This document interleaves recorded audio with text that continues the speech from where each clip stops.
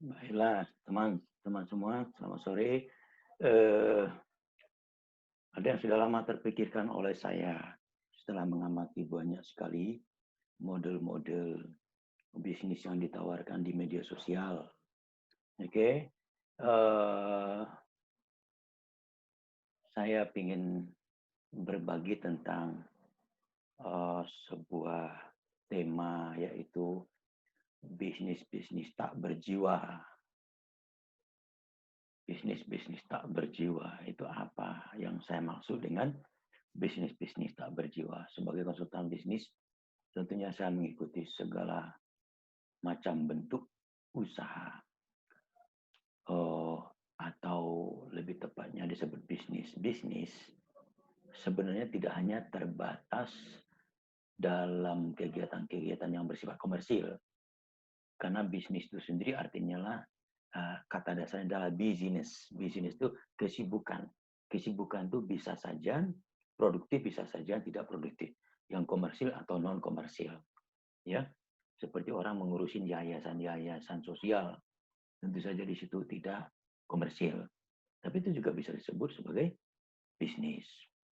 Nah, bisnis-bisnis.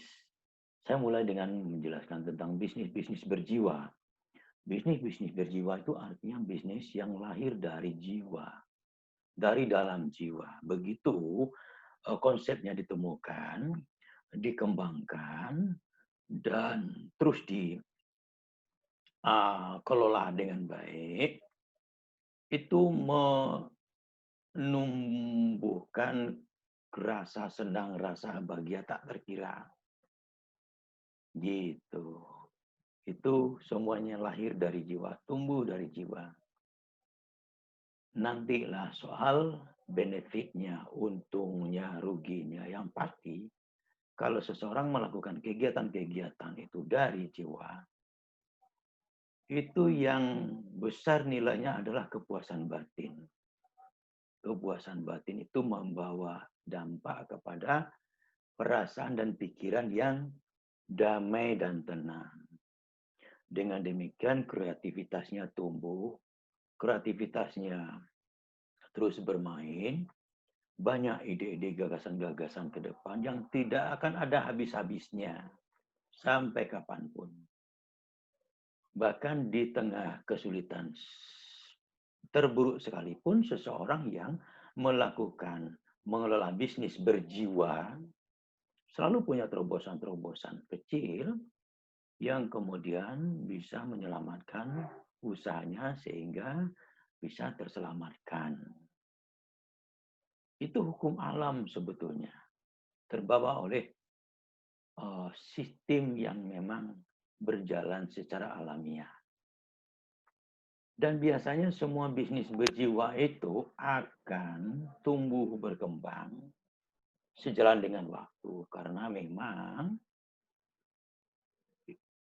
daya kreativitas yang tinggi itu membuatnya terus-menerus menemukan cara-cara terbaik, bertransformasi dari satu bentuk yang sederhana ke bentuk-bentuk yang lebih baik.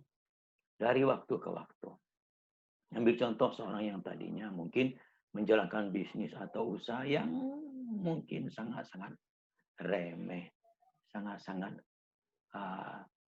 mungkin tidak ada nilai di mata orang banyak, tapi dianya melakukan dengan jiwa. Ya, itu kita sebut dengan bisnis berjiwa. Begitu.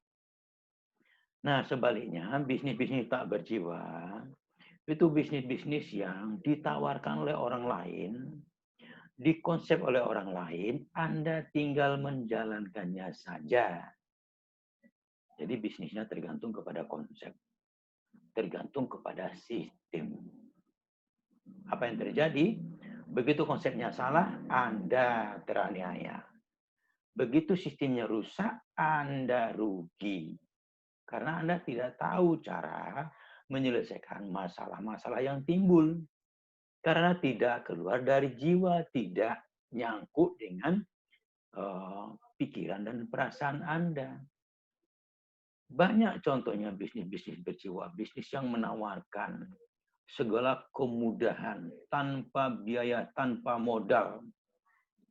Bisnis-bisnis yang katanya bisa menghasilkan miliaran rupiah, bisnis yang meraup untung dalam waktu singkat, bisa meraih untung yang berlipat-lipat. Gitu. Ya, ingatlah yang mengajak Anda berbuat seperti itu, menjalankan bisnis tak berjiwa, sebetulnya juga adalah orang yang tidak berjiwa.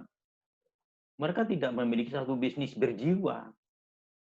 Begitu. Jadi kalau Anda ikut dia, Anda akan kecemplung. Anda akan terjerumus.